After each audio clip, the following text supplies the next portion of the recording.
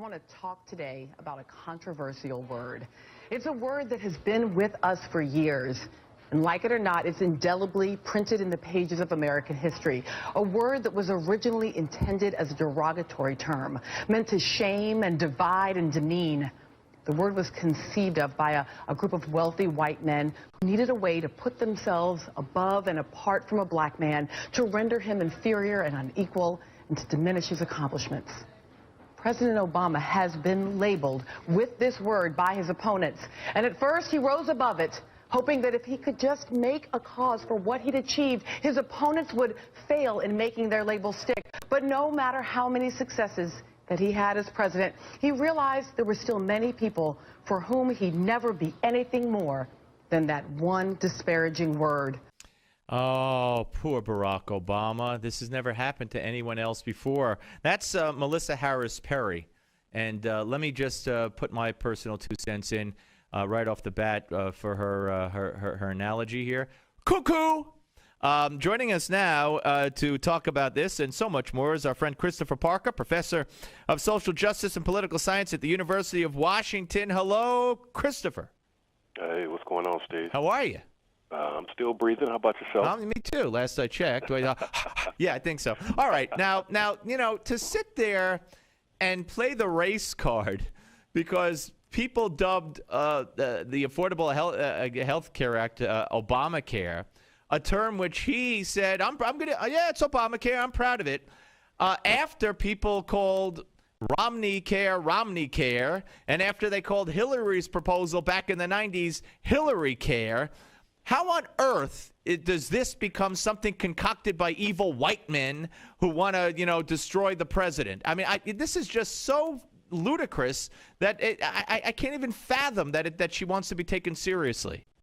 You mean calling it Obamacare or calling him something else? No, what do you mean calling? No, calling it Obamacare. She says he's identified by that word, and the effort, of course, it's racist, that word. Oh, well, you know, my take on this is, as soon as the president started calling it Obamacare, and he is calling it as such, the Affordable Care Act, and he adopted the term, as far as I'm concerned, that conversation was over. Yeah, but what if he didn't adopt it himself and use it? They called Hillary didn't call it Hillary Care. The media and people dubbed it Hillary Care. Romney didn't call it Romney Care. There was a name for that bill too. But during the whole election, and maybe even the president himself during the campaign, everyone called it Romney Care. So is that racist too? Well, I mean, I think racism might be a little strong, but it does cue people when you have Obamacare, right? It shows that when you prime it with Obama, that support for it shrinks undeniably. Right, really because people don't trust or like the president right now, and that of course it shrinks. But again, but her whole premise is that white men came up with this because they're so ingenious and hateful, as if it didn't happen last year during the campaign and in the 90s with Hillary. I mean, I never heard anything so ridiculous in my life. Well, I don't know how ridiculous that is. I wouldn't necessarily call it ridiculous, right? There have been many studies, Steve, that show that anytime they use Obama as a prime in these field experiments, that it causes support for anything to go down, right? When they present the Affordable Care Act in its components, I mean, it gets pretty overwhelming support. As soon as it's primed as Obamacare, then it goes completely down. Okay, but it goes down because maybe people don't even know what the Affordable Health Care Act is. It's been so commonly known as Obamacare. But that's not the point. The point is she's crying racism by saying that white men came up with this term. Again, I ask you, who came up with Romney Care? Who came up with Hillary Care? If this were the first time anything like this were ever done, you could say, oh, you know. But it's been done on health care before to Clinton and Romney, and they're white. So what is this? Well, that's undeniable. It's happened before with other folks. There's no question about that, right? So I can't even really speak to that. That's not something I'm prepared to speak on. I thought we were going to discuss something else about Mandela. Oh, we will. But okay, I thought this was part of it. Go ahead. Yeah. No, it's you know, to me this is a done deal because these are counterfactuals, right? Not counterfactual in the sense that these other terms, derisive terms, weren't devised by white men, right? That's neither here nor there as far as I'm concerned, because as soon as Obama started calling Obamacare himself, game over. All right. All right. Well, again, all right. To me, game over from the beginning, whether he adopted it or not, because it's been done in the past and as recently as a year ago to Governor Romney. But that aside, I mean, I don't want you to sit here and try to defend, Melissa Harris Perry for what's, in my view, indefensible. Well, she's actually a good friend of mine. Yeah. Well, she also said that kids don't belong to their parent. I mean, I could go down the list of cockamamie things she said. Having said that, let's go on to Nelson Mandela. I mean, I was prepared to also talk about Toure and Don Lemon, but we'll go back to that. Mandela, you want to talk about the handshake? Is that what you thought we would also discuss? No. I thought we were going to discuss, how, these right wingers are suggesting that Nelson Mandela was a terrorist. Oh, okay. Well, okay, fair enough. Well, I don't think it's only right wingers. The United States government, up until 2008, there were many left wingers who have taken Mandela to task for not doing enough on AIDS and HIV.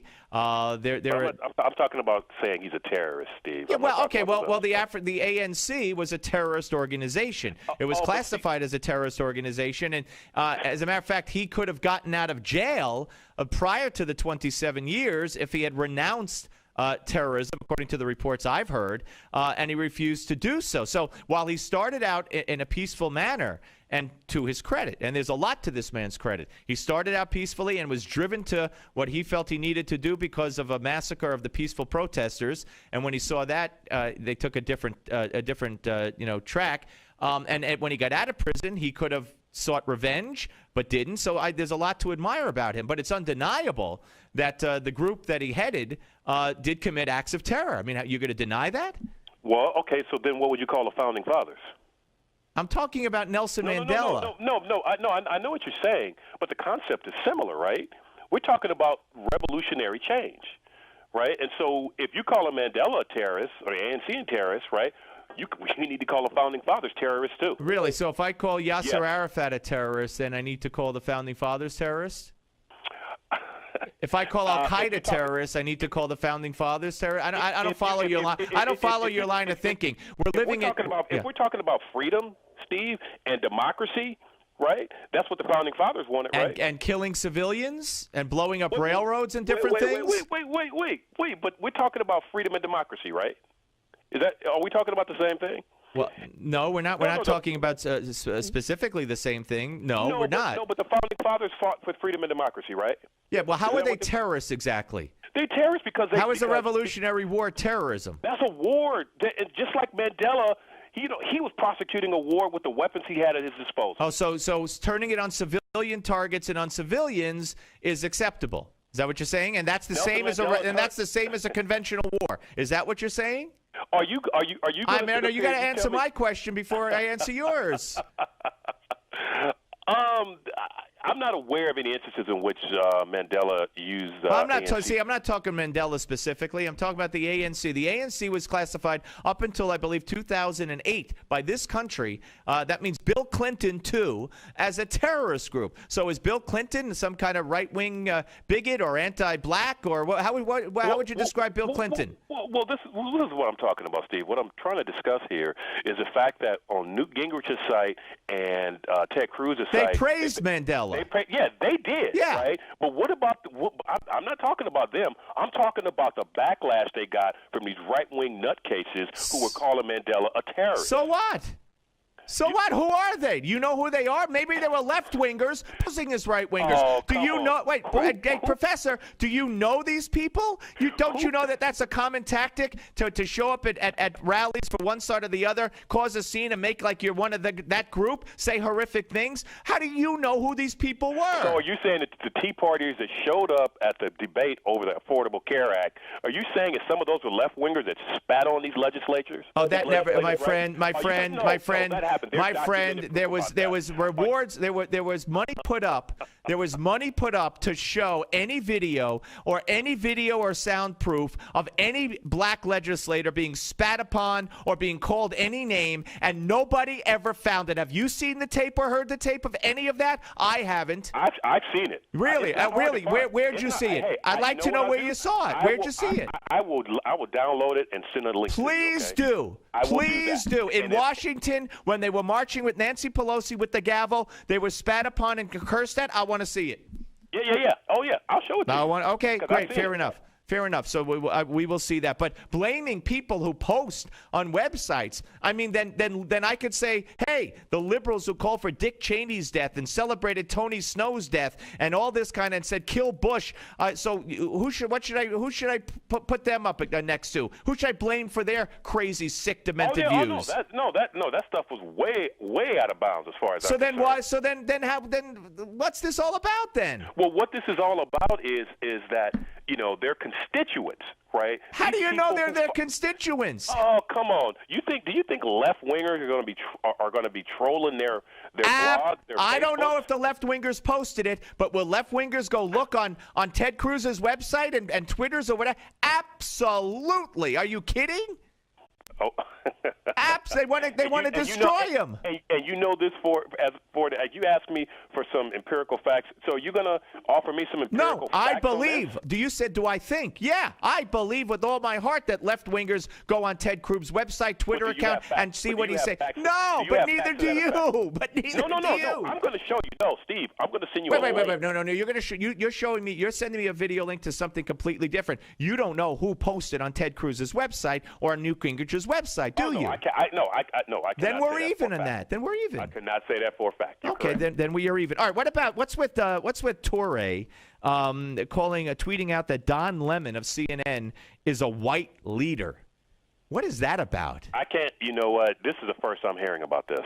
Yeah, I haven't heard about that, but I can venture a guess. Yeah. Right. By the way, Don Lemon is black. For people who don't know, he's on CNN. Yeah. Yeah. I absolutely positively think it's abhorrent that he would do something like that. That Toure would do something like that. I think it's abhorrent. But you say you think you know what it's about, so tell me. I want to know. I have an inquiring mind, Professor. I want to know. I think the possibility exists that Toure perhaps thinks Don Lemon is a sellout. That's what I think. And what is a sellout exactly? Someone who rejects their racial identity. And how do you reject your racial identity? Does he go around saying I'm white, or he just? Of course not. You mean he works for CNN and he has a show and he's not an Al Sharpton disciple? That makes him a sellout? I'm just stating a sort of broad sort of premise. Isn't that the most horrific kind of racism that there is? Thinking that a black person needs to be a certain way or he's not really black? Yeah, I think there are issues that are associated with that. Yes, I do. All right. Well, I like when we agree to agree instead of agreeing to disagree, which we did both of those today. Hey, Professor, good having you on for the long segment. Thanks for coming on. Appreciate it. All right, no problem, Steve. Take care. Christopher Parker, ladies and gentlemen, professor of social justice and political science at the University of Washington. Also has that book on the Tea Party. Is it Change They Can't Believe In? I think so. Anyway, we're coming back, and we're going to be joined by Peter Schweitzer, fellow at Stanford University's Hoover Institution. And we're going to talk about just how little the interaction was, as we brought up yesterday, between Kathleen Sebelius and Barack Obama in 3 years and 4 months since they passed health care. Steve Malzberg Show, Newsmax TV and radio.